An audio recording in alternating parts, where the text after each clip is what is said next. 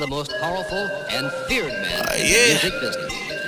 I wanna try the Keep that boat, track with yeah. Quan. She wanna try the boat, yeah. And Quan, yeah. She only fuck with superstars, she got a rich problem. She only let Chanel in a lot of red bottoms. She like Tyra Banks, she be with some top models. Bad bitches, plus she love the pop bottles. Who gon' try the boat when them hot girls say? Megan kick that dude, say I just hope we don't crash. I got money bags like yo, she be geeking on me on the low, baby. If you wanna fuck, I send an Uber to your home, baby. I got what you want, I got what you need. She my little baby and she told me yes indeed. She asked me what I'm wearing, smell like expensive, no it's Creed. She say nigga you a tease, told her get down on her knees and fuck it up sis, suck it up sis. If she don't do that shit right, she on my cut list. And I be flexing on that hater like what's up bitch. And I just ball like I'm LeBron when he on offense. I'm making plays, shows me extra turn when I'm on stage. Marsh pit vibes, so you know we finna rage. I'm a bust up nigga doing bust up shit. Hey guys, what's up? It's your fave CEO and founder, Tommy of Rappers on the Rise TV, and I'm back to you with another video. In today's video, I'm just kind of going to be like touching a little bit upon relationship advice, because I've been actually like getting some questions for some friends about that I should do a video about my past relationship experiences and so forth. So without further ado, let's hop into the video. Alright, so I know in my last video I talked about signs that you're getting played and like how to bounce back. So I'll link that video down below. Y'all should really check the video out. But like I said, today's video is just kind of going to be like some relationship advice. So like the question that I always get the most from my friends is like, what should I do if we have a disagreement and we can't see eye to eye and so forth? So my answer to that is, we all know that communication is key in a relationship. We all know that there are going to be some things that you and your partner don't see eye to eye on, because in my past experience with dating, I have an attitude problem, which I fully acknowledge and I'll fully take accountability for. And I know in some situations I was very stubborn and I would listen, but I wouldn't really listen. Like I would hear them, but I really wasn't trying to understand their point of view or their perspective. And I feel like that's why my situations didn't always end off on the best terms, because in a relationship, communication, we all know, is a two-way street. Everybody tells us that. So it's communication is key. It's like, if you feel yourself about to yell and scream and get out of character, just simply step back, calm down, and take 5 to 10 minutes before you go back in to a conversation or go back into a disagreement, so it doesn't turn so hostile and so negative. You have to be willing to listen to your partner's point of view of why they felt this type of way in this situation, and vice versa, because without communication, you're not really going to get very far in your relationship. And like I said, looking back on my past situations, I wish I had communicated how I was feeling better, because for me, I was very closed off and not willing to talk. So that's not good. Don't be so closed off, because once you shut down mentally, your body shuts down physically, and you're kind of just over it. And it's anything your spouse might say might be the straw that break the camel's back. So communication, make sure you listen to your partner, make sure that you don't be so quick to shut them down when they say something, and just don't let the situation turn into a further argument, because you can agree to disagree, but y'all just need to find a common ground. Another thing that friends always ask me about as far as relationship goes is how do you do maybe with somebody who doesn't show you as much attention as you really want, but you don't want to come off clingy.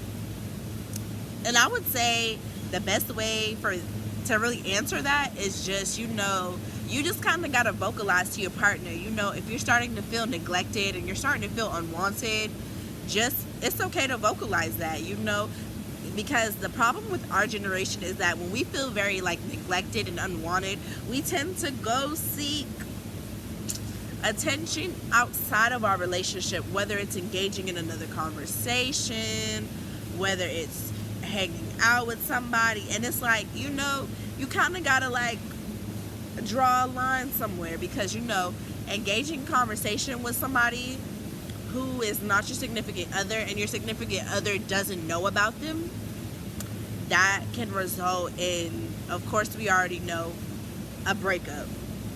So I would say this is where communication comes back. You just gotta vocalize and communicate when you're feeling unwanted, when you're feeling like they're not showing you any attention. You just gotta make that known. And the way to solve that problem is just y'all talk it out, and y'all figure out different things that y'all can do in your relationship to where you don't feel like that, or the other person feels like that as well. Because it's not always just females that get that lack of attention. Guys feel that same way too. So you just gotta find the balance so that you don't have to seek outside attention outside of your relationship, because again, that could cause a whole whirlwind of problems that you really don't want. Also, another thing that my friends tend to ask me is how do you deal with your significant other's family if the family doesn't really like you, or you don't get along with certain people in their family? And I say the best way to really answer this is just if the family doesn't like you, just don't go out your way to be disrespectful. Of course, when it comes to family, you always got to be very respectful. Even if they don't respect you, you set the bar. You let them know that, no matter what they think about you or what they say, your relationship is your relationship. You're not in a relationship with them. You're in a relationship with your significant other. So it's go into the situation. If they don't like you, go in being as respectful as possible. And if they disrespect you, that's where your significant other should step in and, let the family know that, regardless if they like you or not, you're going to be around for a while until if something happens. Hopefully it doesn't. Whatever the situation is, that's where your significant other should draw the line with respect, because in order to get respect, you got to give it. So respect is a two-way street. It doesn't always just fall on the significant other. That's where the family comes in, and they should meet you halfway with the level of respect. So for anybody, if your significant other's family doesn't like you, just continue to uphold yourself to a different standard and just continue that level of respect. Even if they don't respect you, don't get disrespectful, because then that'll cause problems in your relationship, and then we already know, back to what I said previously, that'll end in a breakup that you probably don't want to happen. So just be respectful, and just vocalize when you're feeling disrespected. And partners, just make sure you take your partner's feelings into consideration. And I want to say, another thing that friends tell me or ask me about is what do you do if your significant other's friends don't like you? Now, I feel when it comes to friends, if you let your friends' opinions of the person that you're with affect what y'all got going on, then clearly you're in a relationship with your friends and not the person that you're with. Because one thing I will never do is I'll never let my friends disrespect the person that I'm dating, and vice versa. That's really how it should go, because it's levels. Your family, that's different, but your friends, you should never let your friends disrespect the person that you love or that you're dating, because your friends' opinions shouldn't really matter. Now, if your friends feel like this person might not be right for you, then that's a conversation that you should have with your friends and just get to the bottom of why they feel this way. But overall, your friends should still respect your relationship and respect the boundaries of your relationship. They can vocalize their opinions to you, but they shouldn't go out their way to make your significant other feel like it's an issue, or feel like they shouldn't be around, or that they have no place around you when you're around your friends.